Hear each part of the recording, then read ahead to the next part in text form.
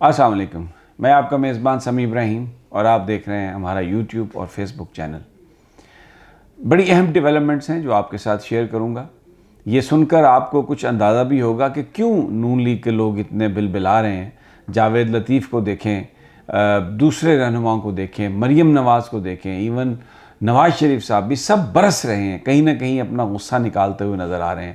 جو آج ڈیولپمنٹس ہوئی ہیں میں آپ کے ساتھ شیئر کروں گا۔ یہ پورا میرا ویلاگ آپ سنیے گا، بہت اہم اس میں چیزیں آپ کے ساتھ شیئر کروں گا۔ الیکشن کمیشن آف پاکستان نے جو ضمنی انتخابات ہیں ان کو ملتوی کرنے سے انکار کر دیا۔ اس کے ساتھ ساتھ کراچی میں جو بلدیاتی الیکشنز ہو رہے ہیں، جس کے لیے سندھ گورنمنٹ نے بھی لکھا تھا کہ آپ انہیں ملتوی کر دیں، الیکشن کمیشن نے کہا نہیں، وہ بھی 23 اکتوبر کو اپنے ٹائم پر ہوں گے اور 16 اکتوبر کو ضمنی انتخابات بھی اپنے وقت پر ہوں گے۔ وزارت داخلہ نے یہ سمری بھیجی تھی الیکشن کمیشن میں کہ ہمارے پاس نہ پولیس ہے، ہمارے پاس کوئی انفراسٹرکچر نہیں ہے جہاں پر یہ الیکشنز ہو سکیں، تو اس لیے ان انتخابات کو آپ 3 ماہ کے لیے ملتوی کر دیں۔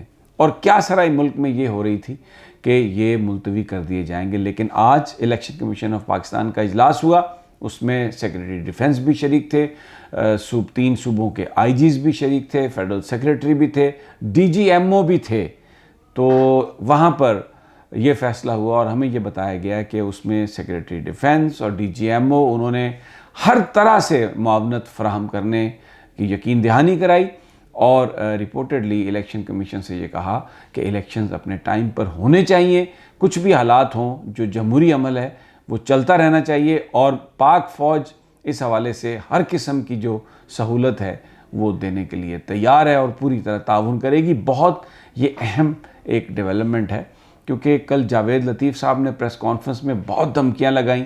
انہوں نے کہا کہ 250 صفحوں کی کتاب ہے اور اس کا ابھی 1 صفحہ نواز شریف نے کھولا ہے، تو یہ آپ عمران خان کے ساتھ اس کو ابھی بھی وہ لاڈلا ہے، سسٹم کہیں نہ کہیں اس کی مدد کر رہا ہے، اس کو تو جیل میں ہونا چاہیے اور ادارے اس کو جیل میں ڈالیں۔ گویا وہ یہ کہہ رہے تھے جنرل باجوہ سے ڈائریکٹلی یا انڈائریکٹلی کہ آپ عمران خان کو نااہل کروائیں، عمران خان کو جیل میں ڈالیں، نہیں تو پھر ہم بہت کچھ جانتے ہیں اور بہت کچھ بولیں گے۔ وہی بات کہ آپ یعنی دھمکی، بلیک میل اور ڈرانا دھمکانا اور اداروں پر جو حملے ہمیشہ سے وہ کرتے رہے ہیں، وہی سب کچھ ہو رہا تھا۔ بڑا یہ امپورٹنٹ یہ ڈیولپمنٹ ہے اور اس سے ظاہر ہوتا ہے کہ ایک جو اس حکومت کی خواہش ہے کہ انتخابات نہ ہوں، اپنے ٹائم پر ہوں یا اگلے سال ہوں، ایسا لگ رہا ہے کہ پاکستان کی اسٹیبلشمنٹ میں اس حوالے سے اپنی جو ان کی جو رائے ہے اس کو کریکٹ کیا ہے اور اب شاید وہ جلدی انتخابات کرانے کے لیے آمادہ ہیں۔ بظاہر آج الیکشن کمیشن کا جو اجلاس تھا، اور پھر یہ بات بھی بالکل واضح ہے کہ جو الیکشن کمیشن ہے، جب ان کی تقرری ہوئی تھی تو ایک ڈیڈ لاک تھا پی ایم ایل این میں اور تحریک انصاف میں، تو پھر یہ نام اسٹیبلشمنٹ کی طرف سے آیا تھا، راجہ سلطان سکندر کا نام اسٹیبلشمنٹ کی طرف سے آیا تھا اور عمران خان نے ان کو بطور چیف الیکشن کمیشنر قبول کر لیا تھا۔ تو آج یہ جو بات ہوئی ہے، یہ جو انتخابات ملتوی نہ کرنے کا فیصلہ ہے، اس کے یہ بڑا ایک میننگ فل فیصلہ ہے، اس کی بہت زیادہ لوگ اس کو دیکھ رہے ہیں، اس کی انٹرپریٹیشن کر رہے ہیں اور ایسا لگ رہا ہے کہ ہم انتخابات کی طرف جا رہے ہیں۔ لیکن جو حکومت ہے ان کو اس بات کا ادراک ہے۔ نون لیگ کی حکومت نے آج پرچہ درج کیا ہے عمران خان کے خلاف، تحریک انصاف کے قائدین کے خلاف، کہ ابراج گروپ کی طرف سے جو پیسے آئے وہ غیر قانونی رقم تھی اور پی ٹی آئی کی جو وہ فنڈنگ میں گئی، وہ پی ٹی آئی فنڈنگ کے لیے نہیں پیسے بنائے گئے تھے۔ تو طارق شفیع صاحب جن کو کراچی سے گرفتار کیا گیا تھا، اس کے ساتھ ساتھ آج F I A corporate circle نے عمران خان کے خلاف بھی پرچہ درج کیا، عامر کیانی جو مسلم لیگ جو تحریک انصاف کے رہنما ہیں ان کو بھی اس میں نامزد کیا۔ تو یہ پرچے درج کر لیے ہیں ایف آئی اے نے، اور آگے اب کیا ہوگا؟ ایف آئی اے عمران خان کو گرفتار کرنا چاہے گی۔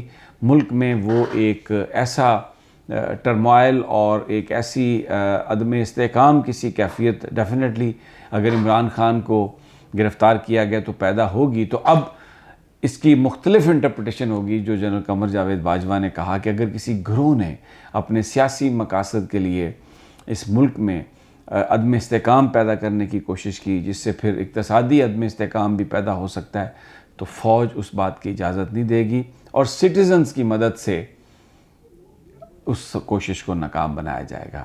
اب اس کے علاوہ آج 12 میجر جنرلز کی لیفٹیننٹ جنرلز کے عہدوں پر آج ان کی ترقی ہوئی ہے. اور جو ترقی پانے والے لوگ ہیں ان میں بڑے اہم جنرل ہیں. ویسے تو سارے جنرل بڑے اہم ہوتے ہیں، لیکن میجر جنرل افتخار بابر جو DGI-SPR وہ بھی لیفٹیننٹ جنرل بن گئے. اس کے علاوہ میجر جنرل نعمان زکریا جو DGMO وہ بھی آج لیفٹیننٹ جنرل بن گئے. تو میجر جنرل کاشف نذیر جو DGC رہے ہیں ISI میں، بڑے امپورٹنٹ جنرل، بڑا امپورٹنٹ انہوں نے ٹاسک دیے ہیں، وہ بھی لیفٹیننٹ جنرل بن گئے. تو ایک جو باجوہ صاحب کے ساتھ جن جنرلوں نے کام کیا ان کی سب کی آج جو ترقیاں ہوئی ہیں وہ ٹاپ لیول پر کام کرتے رہے. بڑے کمپیٹنٹ لوگ ہیں. میرے کہنے کا یہ مقصد نہیں ہے کہ یہ کوئی سکینڈلس کوئی بات میں نہیں کر رہا.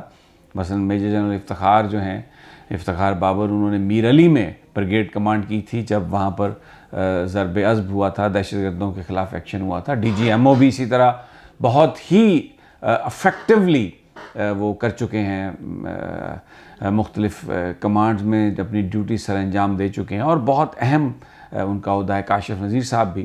تو ایک جو ترقیاں ہوئی ہیں وہ بہت سارے لوگ ان میں جانے پہچانے ہیں، فوج میں بھی اور عام پبلک بھی ان کی ان ڈیوٹیز کی پیش نظر جانتی ہے. عمران خان صاحب نے آج ننکانہ میں جلسہ کیا اور ابھی بھی بعض گشت آ رہی ہے. یہ جو صدر مملکت نے جو انٹرویو دیا ہے، بہت سارے لوگوں نے، ہم نے پچھلے ویلاگ میں بتایا کہ وہ بہت انہوں نے باتیں مختلف کی ہیں. عمران خان صاحب کی جو پالیٹکس ہے وہ سائفر اس کی بنیاد ہے اور امریکی سازش اس کی بنیاد ہے کہ کس طرح ان کی گورنمنٹ کو چینج کیا گیا، ریجیم چینج ہوئی، جبکہ آ کے عارف علوی صاحب نے بڑی آسانی سے کہہ دیا کہ وہ نہیں مانتے اس کو. اور پھر انہوں نے جو ایک بات یہ کہی کہ عمران خان صاحب بڑے غم میں تھے اور انہوں نے بڑا دکھ محسوس کیا جب ان کی حکومت کو ہٹایا گیا. جبکہ ہم نے عمران خان صاحب کو سنا، انہوں نے کہا کہ میں تو سوچا اب 2-3 مہینے میں بالکل آرام کروں گا، ریسٹ کروں گا، چھٹیاں کروں گا. لیکن بشرا بی بی نے مجھے جب ٹیلی فون پر دکھایا کہ وہ اتنے زیادہ لوگ نکل آئے ہیں تو پھر مجھے واپس آنا پڑا پالیٹکس میں. تو عمران خان صاحب کی جو بات ہے وہ بالکل عارف علوی صاحب کی بات سے مختلف بات ہے، اپنی لائف کے حوالے سے، چیزوں کے حوالے سے. تو بہت سارے لوگ یہ کہہ رہے ہیں کہ یہ عارف علوی صاحب بھی اب پھر کیا نئے یا موجودہ زمانے کے وہ ہوں گے فاروق لغاری صاحب نے محترمہ بے نظیر بھٹو کی کمر میں انہوں نے چھرا گھونپا تھا اور اسمبلیوں کو ڈیزالو کیا تھا اور الزام یہ لگایا تھا کہ انہوں نے آصف زرداری نے مرزا بھٹو کو مرڈر کیا.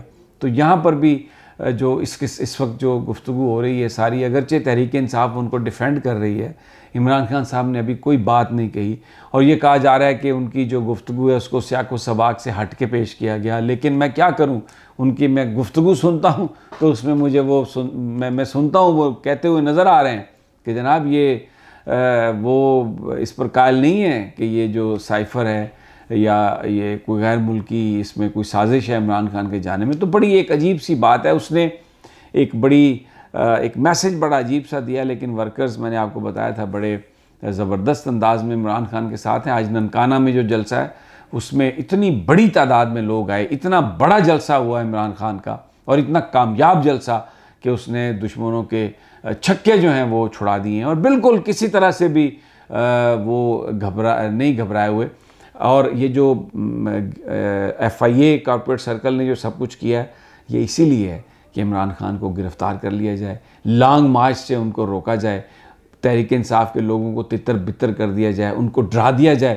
لیکن تحریک انصاف ڈرنے والی نہیں ہے، نہ عمران خان صاحب ڈرنے والے. ہم تازہ ترین آپ کے ساتھ انشاءاللہ شیئر کرتے رہیں گے. اگلی ویڈیو تک اجازت دیجیے. اللہ نے کے بعد.